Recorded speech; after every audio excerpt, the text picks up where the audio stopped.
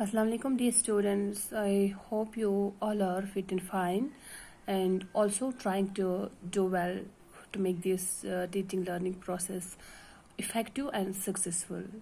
Now dear students, today our topic is present perfect tense. Present perfect tense. जैसे कि मैंने आपको पहले ही बोला कि every tense has there are three tense formals, that is present tense, past tense and future tense. And present and also and every three tenses has also four formals, that is present tense, past tense and future tense. Present tense also have four formals, past tense also have four formals, and future tense also have four formals.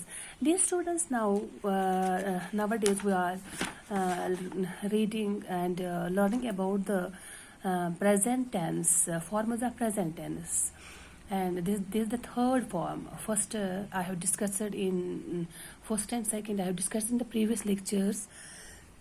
Now that was present simple or present indefinite tense, first form of present tense, and the second form was present continuous tense. Now today we are going to learn a few things about present perfect tense. Present perfect tense is used when the work is completed.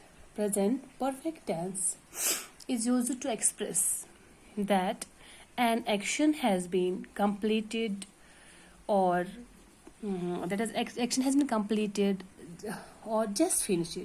Or we can say that present perfect tense is used when the work is completed. When the work is completed a few minutes, or we can say a few moments before, or in near past.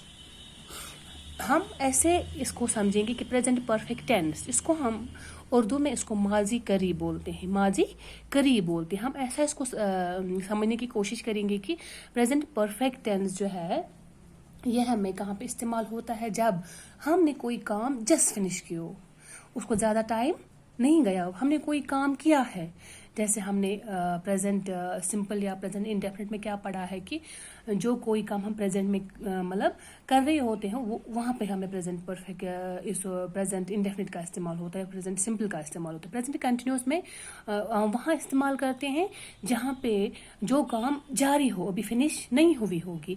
अब present perfect आता है। Present perfect tense हम वहाँ पे इस्तेमाल करते हैं कि जब कोई काम मतलब फ्यू मिनट्स बिफोर फिनिश होगी, मतलब अभी फिनिश होगी हो, पर अभी इनकम्प्लीट नहीं है, बट कि काम हमने फिनिश किया होता है। जैसे कि हम ऐसे एग्जाम्पल ले लेंगे, I have finished my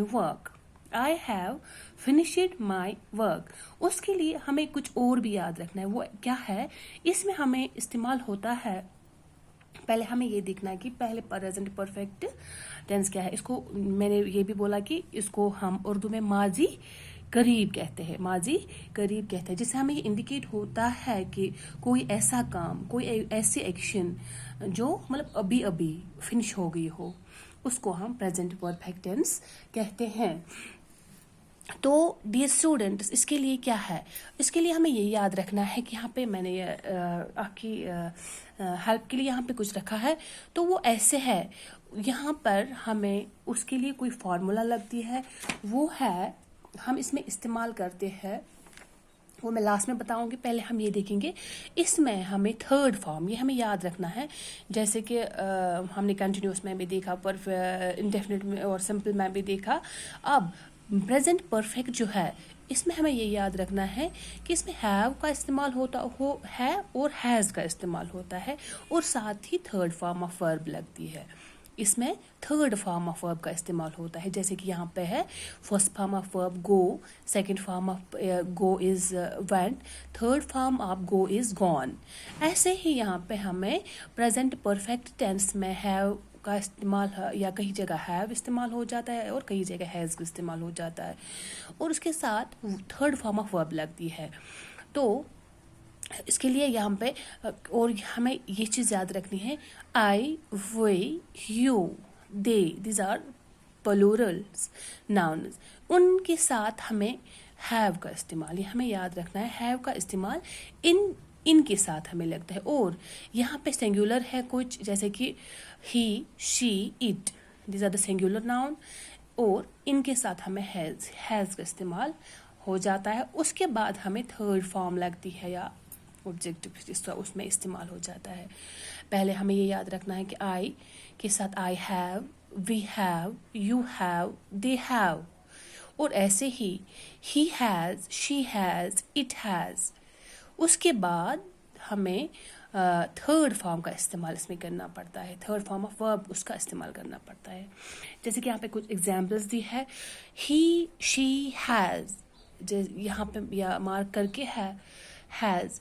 she has caught a thief. Caught is the third form of verb.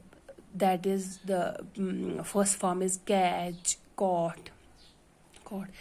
तो यहाँ पे she has caught a thief. उसने किसी चोर को पकड़ा. He has completed his work. उसने अपना काम खत्म किया. यहाँ पर भी complete, completed. Here the third form of verb has been used. Now in this example, I has cleared the fact. Cleared. This is the third form of verb. Now in the next, John has. यहाँ पे भी she has, he has, it has. John has taken my books. Taken is the third form of took. David has examined it properly. Examined. Examined is the third form of verb also. Now here, I, we, would, and they. I have. यहाँ पे H और S, that is has. Now here, I have lost my patience. I have lost my patience. This is a third form. We have missed a golden chance. Missed. This is also the third form of verb. They have sold your computer. Sold is the third form of verb. I have, यहाँ पे हमने देखा कि I के साथ भी have आया, we के साथ I, we, they. जैसे कि मैंने आपको यहाँ पे बोला I, we. उनके साथ हमें किसका इस्तेमाल I, we, you, they. यहाँ इनके साथ हमें have का इस्तेमाल करना पड़ता है. और इन he, she, it, इनके साथ हमें these are the noun plurals and these are the singulars. इनके साथ हमें has का इस्तेमाल करना पड़ता है. तो ऐसे ही इसको मतलब हमें याद रखना चाहिए कि ये जो प्रेजेंट परफेक्ट टेंस है तो इसमें कौन कौन सी चीज़ें हमें याद रखनी, हमें ये इनके सिंगुलर्स के साथ क्या आता है और प्लूरल्स के साथ कौन सी फार्मूला आती है. तो ऐसे ही यहाँ पे मैंने जो पहले भी आपको बोला है कि इसमें पहले सब्जेक्ट आता है. This the formula for making the present perfect और recognizing the present perfect tense. Subject आता है हैव और has. We are using subject plus have और has plus third form of verb. ये मैंने पहले भी बोला. He, she, it, these are the singular nouns. इनके साथ हैज़ आता है. I, we, you, they, these are the plural nouns. और इनके साथ हमें हैव का इस्तेमाल और इनके साथ हैज़ का इस्तेमाल करना है. डियर स्टूडेंट्स, आई होप कि आपको ये मतलब अंडरस्टैंड हुई होगी. तो इंशाल्लाह मैं नेक्स्ट वीडियो में कंप्लीट करने की कोशिश करूँगी. टिल देन, अल्लाह हाफिज़.